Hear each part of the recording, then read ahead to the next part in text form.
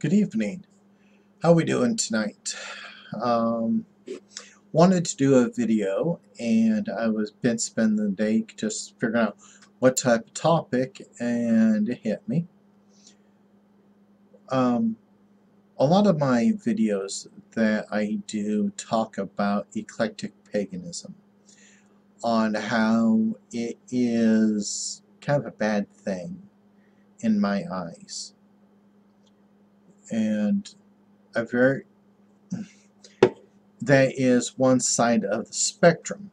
There is eclectic, which means to get the best from many different sources or formats, and what I've been calling traditional.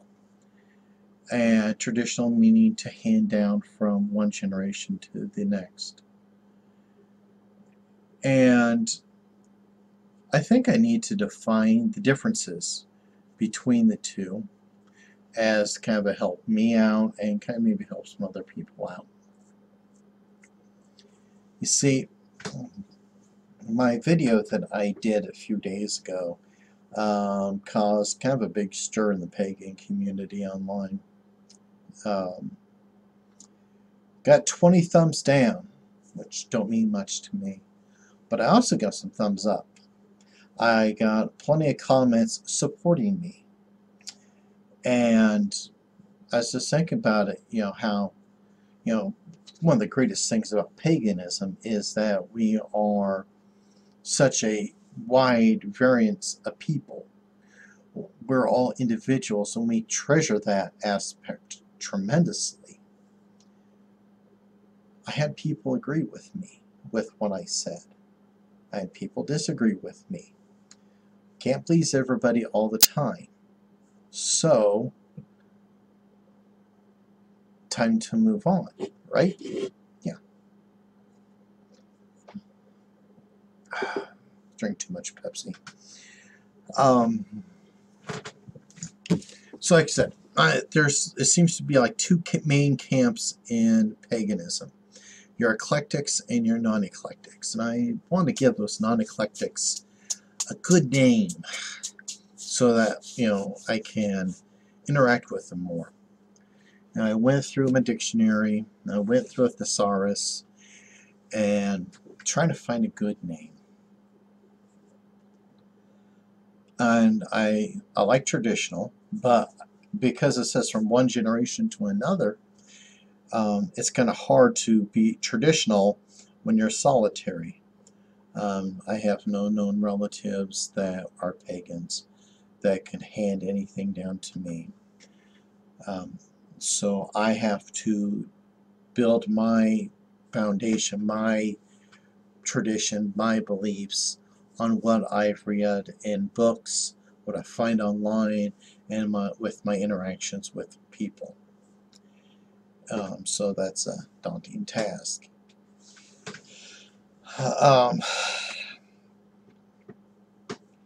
So I am a reconstructionist, basically, because I try to be as historically accurate as possible, which is the polar opposites of eclectics, because eclectics want to throw everything in there. They don't have an understanding of balance. They don't understand why we have certain things the way they do.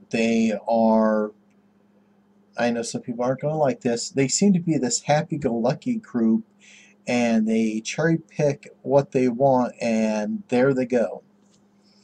Where our more old school understand that there are pluses and negatives, we got equals and opposites, and it forms this wonderful balance. We understand that, there are times where we got to get dirty. Then there's times where we get to stay clean. Because life is not easy. Life can be difficult. There's good and bad in everybody. Nobody's truly evil. Nobody's purely good either. So the light and love is a perception of ignorance. in my opinion. So I think a solitary practitioner can be a traditionalist.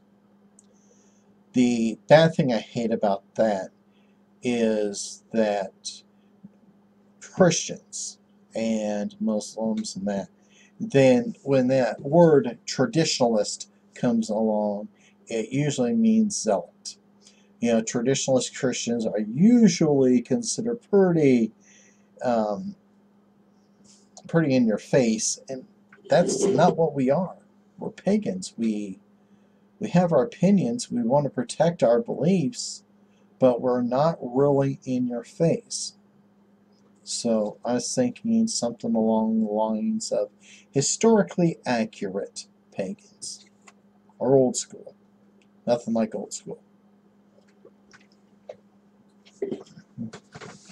I was remembering a few years back a wonderful YouTube video.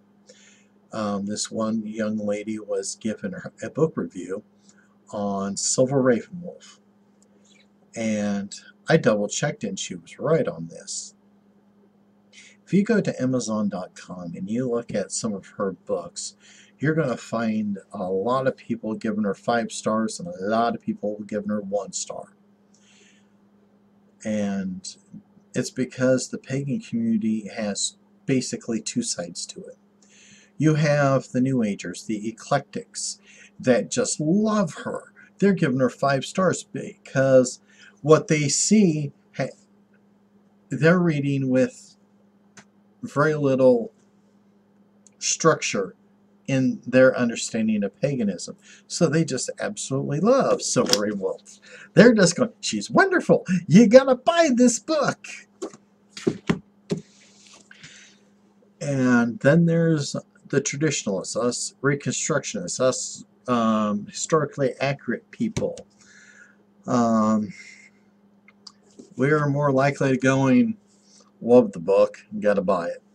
You know, Buckland's Big Blue.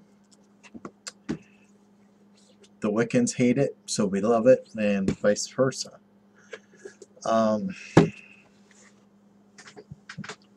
So I would love to know more of the traditional pagans out there. I'm trying to walk away from being involved with so many eclectic pagans because I seen the dismantling of paganism with them. And at least with the traditionalists, the historically accurates, the reconstructionists, they're not trying to dilute, they're not trying to mix, they're not trying to pass off Christian Wicca. They are going, well, this is what the Norse did. We are Odinists. We want to be as historically accurate to the way that the Norse lived. And I'm just going, great, good luck, guys. I want to do the same thing with the Celts. You got people that want to do the same thing with Strega.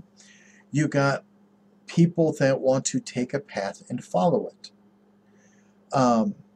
There are old school traditions in Wicca. Alexandrian, Gardnerian. You know, these are established traditions. And they have protocols, they have structure, they have purpose, they have reason, they have balance. And I think these are wonderful. But, I gotta say it, but with the eclectics, you are missing so much. Dianic Wicca, I do not like that because I don't see balance in that, because they focus on female and, you know, not much for male magic, because it just seems Dianic is anti-man. You got Idgath. God, I mention these, but I have to. IDGAF is an eclectic pagan concept. IDGAF. I don't give a fuck. Now, I look at the title and I already see negativity. I look at the title and it just seems like, well, with that attitude, they're not going to care about foundations, about purpose, about reasons, about balance. And so when you have that and you're trying to be old school, follow the old ways, you can't go into a belief system that just goes, whatever.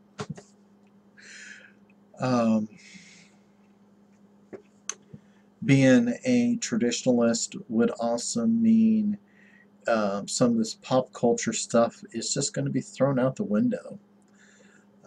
There was a lot of talk about Jediism. When they tried to do the American Council of Witches a few months ago, they were wanting to get the 13 Principles revised so that people like Jedis can be in the pagan community. And you see, I fought against that. I don't want Jedis in the pagan community. So no Jedis, no Power Ranger Wicca, no Green Lantern Corps Wicca, nothing like that.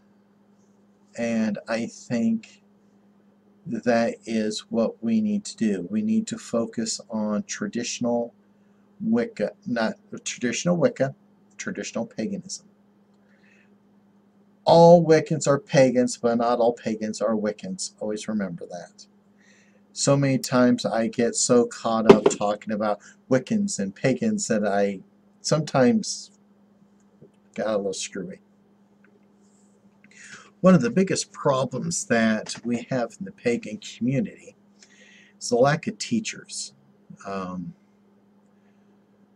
Because I think one of the problems that the New Agers are having is there's just not enough teachers to show them the foundations, show them structure, to show them balance, the purpose, the reasons, the rules. It's missing. We need more people to do that. So in leadership roles, there is this massive vacuum. Oh, excuse me. And it's being filled up by eclectics, and they are teaching people paganism when they don't have a full concept of it, when they have so many gaps in their structure. They don't have the discipline, the rules, the purpose, the balance, and it just makes the situation worse.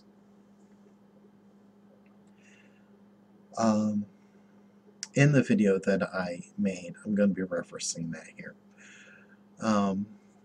The person that I got those video clips from was talking about Reiki, and she was talking about how she attended a couple weekend classes. And you see, that to me doesn't work. Everything that we do must take time to make it worthwhile. And so a weekend class is a great way to get a general understanding, but to say that you are a master at something takes more than a weekend. And one of the guys that made a comment on this video was stating that he had to do 20 long distance healing sessions before he can become a level 1 and go to level 2.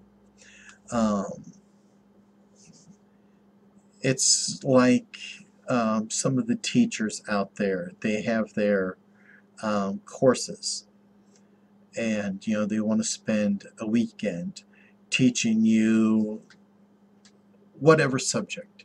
$50 and we'll teach you how to do some candle magic, or read auras, or or chakra tuning, whatever.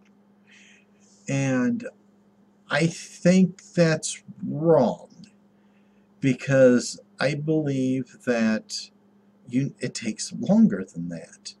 Now, if you do 2 or 3 weekends in a row, it's like every Saturday and Sunday for the next month, you belong to me, then okay, I can understand that. You just got to work really hard trying to force all this information in under such a short time. But that's the way I see it. If it's just one weekend and it's just like, well, Saturday's your day and you're going to become a level 1 Reiki master, I don't see how you can honestly say that's a valid degree to have. It's almost as bad as the Universal Life Church, for which I have my ordainship. I am a minister. I can marry people off in, I believe, if I remember right, 47 of the 50 states. But you can send them any money, a certain amount of money actually, and you can get all these little degrees and all of that. And you're paying for a piece of paper with somebody signing it. Yes, he's this. I know that because I did that. I wanted a title, and so I sent them the $29.99 just so I can get something that says that I was a druid. That's my big title. I don't want to go archdruid and all that. And that's there. I got to get to that topic too. Titles. Oh my freaking Lord, titles. It seems to me that a lot of the older, more traditional pagans, when they're on social media, use their real name. Or they have a witch name, and okay, cool. But it seems like the New Agers are, well, I'm high priest, scarlet, whatever, of the whatever order. And, they are giving themselves these titles. Then they're going, well, I read this book, and because I read this book, I know about this, and I'm going to teach you, which makes me a high priestess. There was one YouTube video, I'm not going to mention names. She was reading about Draconian Wicca. She hadn't even finished it, and she was telling people that in a couple weeks she was going to start doing videos to teach Draconian Wicca. She hasn't finished reading the book, and she's already saying she's going to help teach people. That's just how bad I think the situation is. I mean, how else do we fix this? I look at the pagan community very, how do I say this? I treasure paganism. I don't try to look at the pagan community as a whole. I am not the type that's wanting to go, well, these 35 pagans over here, these are my buddies, these are my friends, this is what I worry about. No.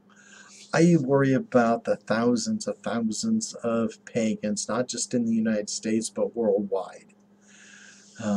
Like when Africa, they're still doing the witch burnings there. You've got people that are attacking people that are pagans everywhere, and it makes me sick. You got in the United States, you got these Christian fundamentalists that are trying to push religion for this, religion for that, and they're going to say you got to be religious to do this. And they try to skirt all these rules. But like in Florida, it was last week, there was a school that was handing out the Bible to students. And the school said, yeah, we have no problems with that. Well, then a Satan group said, well, if you pass out the Bibles, you got to allow us to hand out our brochures.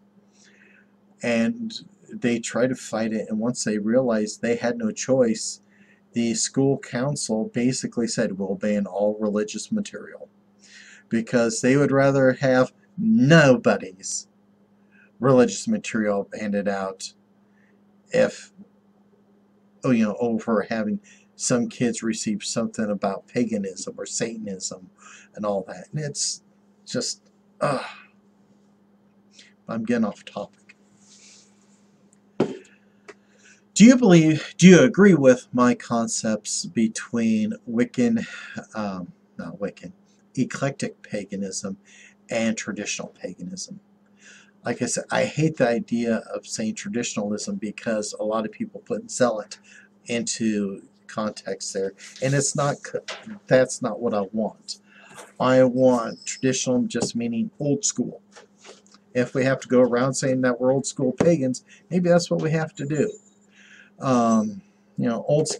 Old school pagans, they are going to read books by Raymond Buckland, Scott Cunningham, Isaac Bonowitz. New schools, the New Agers are going to do Silver Ravenwolf, and some of these others that are light and fluffy and all that. And I'm going to throw in one more pet peeve before I shut this video off, and that is spell books from bookstores. I hopefully am not the only one that is sick about going in there and it's all what was called right-handed magic. It's all fluffy, and the first half of the book is all love spells.